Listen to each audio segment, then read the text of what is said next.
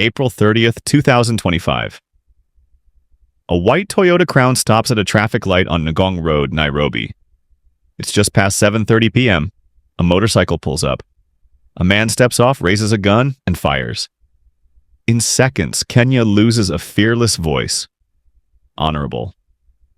Charles Ong'ondo Were, the Member of Parliament for Kasipul. But this wasn't random. He saw it coming. He knew his life was in danger. So, who was Charles Ong'ondo Were? Why was he a marked man? And what's Kenya saying about his shocking death? Buckle up, because today we're diving deep into a story that's shaken a nation. Charles Ong'ondo Were wasn't just another politician. Born in Homa Bay County, he rose from humble beginnings in Karabakh Primary School to become a respected educationist and business leader.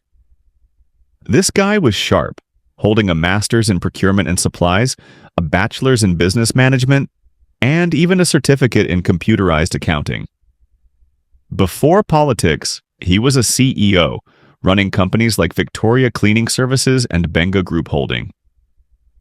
Talk about a hustle. But in 2017, Were traded the boardroom for the ballot box, winning the Kasipul seat under Raila Odinga's Orange Democratic Movement, or ODM. Re-elected in 2022, he was a voice for his people, serving on the Departmental Committee on Blue Economy and Irrigation. He wasn't just a suit in Parliament. He was out there, leading rallies, singing ODM praises, and connecting with his community. Just a day before his death, he posted a video from a burial in his constituency, hyping up ODM supporters. The man was loved, but not by everyone. Charles Ong'ondo Were wasn't quiet about the threats on his life. 2 months before his death, on February 8th, 2025, he stood up and told the world he was a marked man. He pointed fingers at external forces stirring violence in Kasipul. He even named names, calling out a guy called Aboy from Kenyans who disrupted a funeral in Tindo. Were said goons blocked his car, harassed him, and made it clear his days were numbered. He told the police. He told the public. He even said, quote, "When you hear I have been killed, Kasipul will not be the same again." Chilling, right? But here's the kicker. Were didn't back down. He kept working, kept speaking out. He believed in his faith, saying he carried a Bible on his phone and slept with one under his pillow.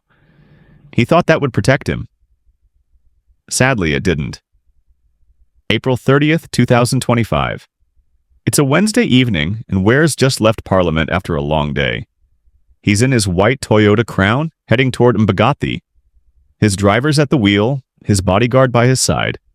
They stop at a red light near the city mortuary roundabout on Ngong Road, a busy spot, crawling with traffic cops and CCTV cameras. But that didn't stop the killers. A motorcycle rolls up. The passenger jumps off, shatters the driver's side window, and unloads multiple shots at close range. Were's hit. The gunman hops back on the bike, and they're gone. His driver and bodyguard, miraculously unhurt, rush him to Nairobi Hospital. But it's too late. Charles Ong'ondo Were is pronounced dead on arrival.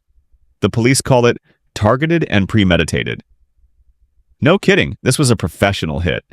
The question is, who ordered it? The news hit Kenya like a thunderbolt. Leaders from all sides poured out tributes. National Assembly Speaker Moses Wetangula called it a cowardly act, saying Were was a fearless advocate who'd left a void in the nation. Homa Bay Governor Gladys Wanga mourned him as a great son, father, and husband. Raila Odinga, Were's ODM boss, was gutted, calling it a merciless, cold-blooded murder. President William Ruto, despite being on the opposite political side, urged police to dig deep and find the killers. But it's the reactions from ordinary Kenyans that tell the real story. On X, the mood was raw. Some mourned deeply, like one user who wrote a heartfelt condolence to ODM and Were's family, calling him a dedicated leader. Others were angry, pointing to Kenya's growing lawlessness. One post screamed, "This is a brutal reminder of how unsafe Kenya has become. No one is safe." Not everyone was sympathetic, though. Some Kenyans brought up the Finance Bill 2024, which sparked deadly protests. One ex-user asked, how did he vote on the finance bill that killed Gen Zs? Others were colder, quoting MPs who dismissed public deaths, saying, we sympathize and move on. It's a stark reminder of the disconnect between Kenya's leaders and its people. Were, for the record, voted no on the finance bill, but for some, that wasn't enough to erase the bitterness. Right now, the Directorate of Criminal Investigations is on the case. Homicide detectives are combing Ngong Road, analyzing CCTV footage, and chasing leads. Interior Minister Kipchumba Murkomen says investigations have advanced, but no arrests have been announced.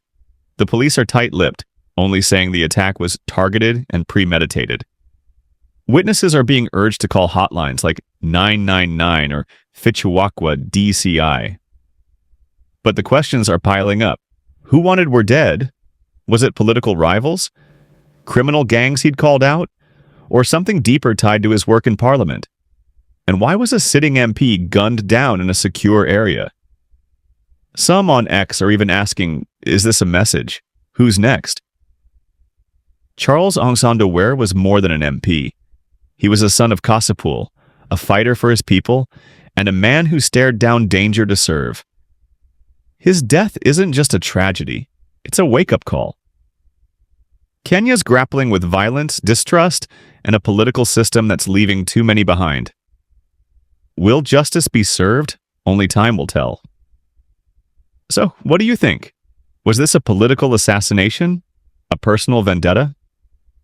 Drop your thoughts in the comments, and let's keep this conversation going. If you found this deep dive gripping, hit that like button, subscribe, and ring the bell for more stories that matter.